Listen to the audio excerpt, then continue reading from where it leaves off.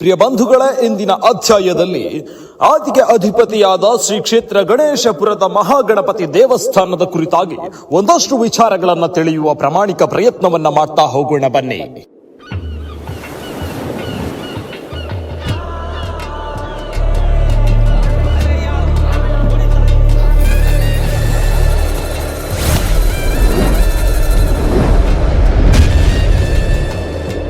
ಶ್ರೀ ಕ್ಷೇತ್ರ ಗಣೇಶಪುರದ ಬಲಮುರಿ ಗಣಪತಿ ಆಧುನಿಕ ಪವಾಡಕ್ಕೆ ಹೆಸರುವಾಸಿ. ಸ್ಥಾಪನೆಯಾದ 37 ವರ್ಷಗಳಲ್ಲಿಯೂ ಎ ಗ್ರೇಡ್ ಎಂಬ ಬಿರುದು. ಪ್ರಿಯ ಬಂಧುಗಳೇ, ನಿಮಗೊಂದು ವಿಷಯ ಹೇಳ್ತೇನೆ. ನಮಗೆ ದೇಶದಾದ್ಯಂತ ಪ್ರಪಂಚದಾದ್ಯಂತ ಇರುವ ವಿಶೇಷತೆಗಳ ವಿಷಯಗಳ ಶಕ್ತಿಗಳ ಬಗ್ಗೆ ಹೆಚ್ಚು ಮಾಹಿತಿ ಇರುತ್ತೆ. ಆದ್ರೆ ನಮ್ಮ ಬಳಿಯೇ ಇರುವಂತಹ ಕ್ಷೇತ್ರದ ಬಗ್ಗೆ ನಮಗೆ ಮಾಹಿತಿಗಳೇ ಇರೋದಿಲ್ಲ. ರಾಜ ಮಹಾರಾಜರ ಕಾಲದ ಪುರಾತನವಾದ ದೇವಸ್ಥಾನಗಳ ಭಕ್ತರ ಸಂಖ್ಯೆ ಆದಾಯದ ಆಧಾರದಲ್ಲಿ ಸರಕಾರದ ಮುಜರಾಯಿ ಇಲಾಖೆ ಎ ಗ್ರೇಡ್ ದೇವಸ್ಥಾನ ಎಂಬ ಪಟ್ಟಿಯಲ್ಲಿ ಸೇರಿಸೋದು ಅದೊಂದು ಸಾಮಾನ್ಯವಾದ ಅಥವಾ ಸ್ವಾಭಾವಿಕ ವಿಚಾರ. ಆದ್ರೆ ಪ್ರತಿಷ್ಠಾಪನೆಯಾಗಿ ಕೇವಲ 37 ವರ್ಷಗಳಲ್ಲೇ ಸರ್ಕಾರದ ಎ ಗ್ರೇಡ್ ಪಟ್ಟಿಯಲ್ಲಿ ಸೇರಿಕೊಂಡಿರುವ ಅತ್ಯಾಧುನಿಕ ಪವಾಡ ನಮ್ಮ ಸಮೀಪವೇ ನಡೆದಿದೆ. ಇದೊಂದು ಆಧುನಿಕ ಪವಾಡವೇ ಸರಿ. ಅಪಾರ ಸಂಖ್ಯೆಯ ಭಕ್ತಾದಿಗಳನ್ನ ಸೆಳೆಯುವ ಇಲ್ಲಿ ಪ್ರತಿಷ್ಠಾಪನೆಗೊಂಡ ದೇವರ ಪವಾಡ ಅದು ಯಾವ ರೀತಿಯಲ್ಲಿ ಇರಬಹುದು ಅಂತ ಒಂದ್ಸರ್ತಿ ನೀವೇ ಯೋಚಿಸಿ ನೋಡಿ. ಈ ಪವಾಡವನ್ನ ಮಾಡಿದ್ದು ಮಹಾಗಣಪತಿ ದೇವರು. ಗಣಪತಿಯಲ್ಲಿ ಬಲಮುರಿ ಮತ್ತು ಎಡಮುರಿ ಎಂಬ ಪ್ರಕಾರವಿದೆ. ಲಕ್ಷಣ ಪ್ರಭಾವಗಳು ವಿಭಿನ್ನ. ಸರಳವಾಗಿ ಹೇಳೋದಾದ್ರೆ ಸೊಂಡೆಲು ಬಲಕ್ಕೆ ತಿರುಗಿಕೊಂಡಿದ್ರೆ ಅದು ಬಲಮುರಿ, ಎಡಕ್ಕೆ ತಿರುಗಿಕೊಂಡಿದ್ರೆ ಅದು ಎಡಮುರಿ ಅಂತ. ಬಲಮುರಿ ಗಣಪತಿ ದೇವರ ಆರಾಧನೆ ಕಟ್ಟುಪಾಡು ಪದ್ಧತಿಗಳು ತುಂಬಾ ನಿಯಮಬದ್ಧವಾಗಿರಬೇಕು. ಹಾಗಾಗಿದ್ರೇನೆ ಮಾತ್ರ ಅದು ಕ್ಷಿಪ್ರ ಪ್ರಸಾದ ಮಹಾಗಣಪತಿಯಾಗಿ ಬಿಡುತ್ತೆ. ಬಲಭಾಗಕ್ಕೆ ತಿರುಗಿರುವ ಸೊಂಡೆಲಿನಿಂದಲೇ ಜನರ ಇಷ್ಟಾರ್ಥಗಳು ಸಿದ್ಧಿಯಾಗುತ್ತೆ. ಇಂತಹ ಬಲಮುರಿ ಮಹಾಗಣಪತಿ ಇರೋದು ಕಾಟಿಪಳ್ಳದ ಗಣೇಶಪುರ ಮಹಾಗಣಪತಿ ದೇವಸ್ಥಾನದಲ್ಲಿ. ದೇವಸ್ಥಾನದ ಪ್ರತಿಷ್ಠಾಪನೆ ಆದಾಗ ಈ ಪರಿಸರದಲ್ಲಿ ಒಂದೆರಡು ಅಂಗಡಿ ಹೋಟೆಲ್ ಬಿಟ್ರೆ ಮತ್ತೇನೂ ಇರಲಿಲ್ಲ. ಆದ್ರೆ ಈಗ ಬಂದು ನೋಡಿ, ಈ ಪ್ರದೇಶ ಅಭಿವೃದ್ಧಿಯ ಪಥದಲ್ಲೇ ಮುಂಚೂಣಿಯಲ್ಲಿದೆ. ಇದು ಮಹಾಗಣಪತಿಯ ಪವಾಡಕ್ಕೆ ಅತ್ಯಂತ ದೊಡ್ಡ ಸಾಕ್ಷಿ ಅಂತ ಹೇಳಿದ್ರು ಕೂಡ ಬಹುಶಃ ತಪ್ಪಾಗ್ಲಿಕ್ಕಿಲ್ಲ. ಯಾಕಂದ್ರೆ ಈ ಜಾಗದಲ್ಲಿ ಮೊದಲಿನಿಂದ ಇದ್ದುಕೊಂಡವರಿಗೆ ಮಾತ್ರ ಅದರ ವಿಶೇಷತೆಗಳು ಗೊತ್ತು ಅಂತ. ಹಾಗಾದ್ರೆ ಮಹಾಗಣಪತಿ ದೇವರು ಇಲ್ಲಿ ನೆಲೆಯಾಗಿದ್ದು ಯಾಕೆ, ಹೇಗೆ? ಅದೊಂದು ರೋಚಕವಾದ ಕತೆ, ಕುತೂಹಲಕಾರಿ ಸಂಗತಿ. ಅದನ್ನ ಹೇಳ್ತೀನಿ ಬನ್ನಿ. ನಾವೆಲ್ಲ ಅಭಿವೃದ್ಧಿಯನ್ನ ಬಯಸ್ತೇವೆ. ಆದ್ರೆ ಅದು ಎರಡು ಅಲಗಿನ ಕತ್ತಿ ಇದ್ದ ಹಾಗೆ. ಒಂದು ಕಡೆ ಸಮಾಜಕ್ಕೆ ಒಳಿತನ್ನ ಬಗೆದು ಹೋಗ್ತಾ ಬಂದ್ರೆ ಇನ್ನೊಂದು ಕಡೆ ಸಂಸ್ಕೃತಿಯನ್ನ ತಿವಿತಾ ಬರುತ್ತೆ.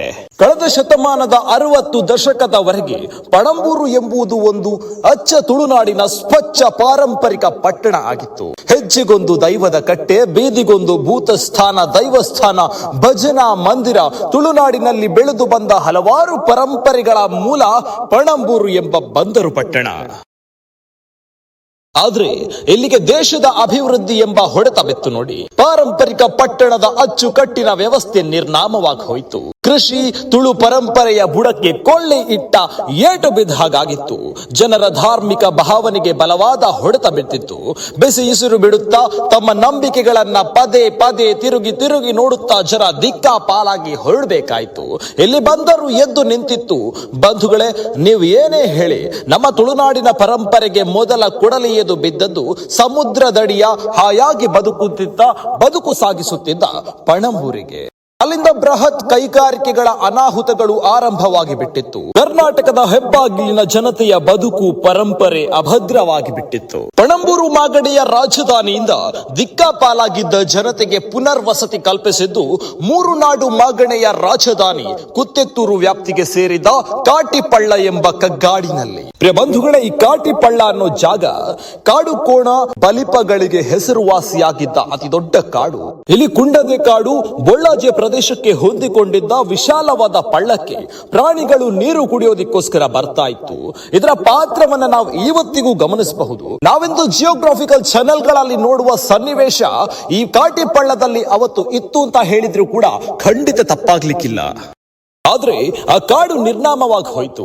12.5 ಸೆನ್ಸ್ ಸೈಟು, ರಸ್ತೆ, ಬಸ್, ನೀರು, ಬೆಳಕು ಎಲ್ಲ ವ್ಯವಸ್ಥೆ ಆಗ್ಬಿಡ್ತು. ಏನೇ ಆದ್ರೂ ಕೂಡ ಜನರ ಧಾರ್ಮಿಕ ಭಾವನೆಗಳಿಗೆ ಒಂದು ನೆಲೆ ಅನ್ನೋದೇ ಸಿಗ್ಲಿಲ್ಲ. ಜನ ಪಣಂಬೂರಿನ ಧಾರ್ಮಿಕ ಪರಂಪರೆಯ ನೆನಪಿನಲ್ಲೇ ಜೀವನ ಸವೆಸ್ತಿದ್ರು. ಈ ಸಂದರ್ಭದಲ್ಲಿ ಕಾಟಿಬಳ್ಳದ ಜನತೆಗೆ ಶಾಂತಿ ಸಮಾಧಾನವನ್ನ ನೀಡಿದ್ದು ಕ್ಷಿಪ್ರ ಪ್ರಸಾದನಾದ ಮಹಾಗಣಪತಿ ದೇವರು.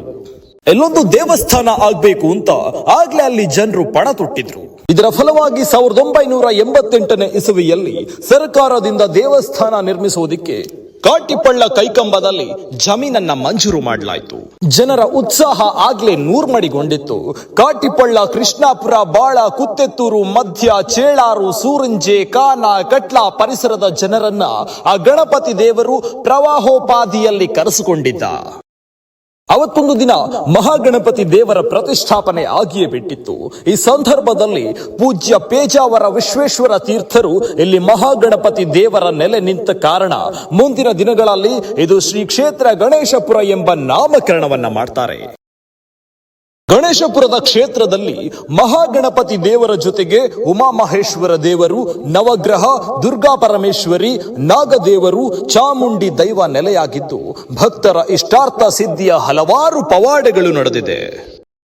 ಈಗ ಇಲ್ಲಿ ಬ್ರಹ್ಮ ಕಲಶೋತ್ಸವ, ಬ್ರಹ್ಮರಥ ಸಮರ್ಪಣೆ, ನಾಗಮಂಡಲ, ಜಾರಂದಾಯ ದೈವದ ನೇಮದ ಸಂಭ್ರಮ, ಭಕ್ತಾದಿಗಳನ್ನ ತಮ್ಮ ಆರಾಧ್ಯ ದೈವವನ್ನ ಬ್ರಹ್ಮ ರಥದಲ್ಲಿ ಕುಳ್ಳೇರಿಸಿ ರಥೋತ್ಸವ ಮಾಡಲಿದ್ದಾರೆ. ಏಪ್ರಿಲ್ 18ರಿಂದ 26ರವರೆಗೆ ಸಂಭ್ರಮದ ಉತ್ಸವಗಳು, ಧಾರ್ಮಿಕ ಸಭೆ, ವಿರಾಟ್ ಭಜನಾ ಸಮಾರೋಪ, ಸಾಂಸ್ಕೃತಿಕ ಕಾರ್ಯಕ್ರಮಗಳು ನಡೆಯಲಿದೆ. ವ್ಯಾಪಾರ, ವ್ಯವಹಾರ, ವಿದ್ಯೆ, ವಿವಾಹ, ಆರೋಗ್ಯ ಇತ್ಯಾದಿ ವಿಚಾರಗಳಲ್ಲಿ ಸಮಸ್ಯೆಗಳು ಪರಿಹಾರವಾಗಬೇಕು ಎಂಬ ಇಚ್ಛೆಯುಳ್ಳವರು ಕ್ಷಿಪ್ರ ಪ್ರಸಾದ ರೂಪನಾದ ಮಹಾಗಣಪತಿಯ ಮೊರೆ ಹೋದ್ರೆ ಖಂಡಿತ ಅದಕ್ಕೊಂದು ಪರಿಹಾರ ಸಾಧ್ಯವಿದೆ. ಮಂಗಳೂರಿನಿಂದ ಉಡುಪಿಗೆ ಹೋಗೋ ಹೆದ್ದಾರಿಯಲ್ಲಿ ಸುರತ್ಕಲ್ ವೃತ್ತದ ಬಳಿ ಬಲಕ್ಕೆ ತಿರುಗಿ ನೇರವಾಗಿ 5 ಕಿಲೋಮೀಟರ್ಗಳು ಸಾಗಿದ್ರೆ ಸಾಕು, ಶ್ರೀ ಮಹಾಗಣಪತಿಯ ಕ್ಷೇತ್ರ ಇದೆ. ಮಹಾಗಣಪತಿ ದರ್ಶನವಾಗ್ತಾನೆ. ಬನ್ನಿ ಮಹಾಗಣಪತಿಯ ದೇವರಲ್ಲಿ ಪ್ರಾರ್ಥನೆ ಮಾಡೋಣ, ನಮ್ಮ ಕಷ್ಟಗಳನ್ನ ನಿವಾರಿಸಿಕೊಳ್ಳೋಣ.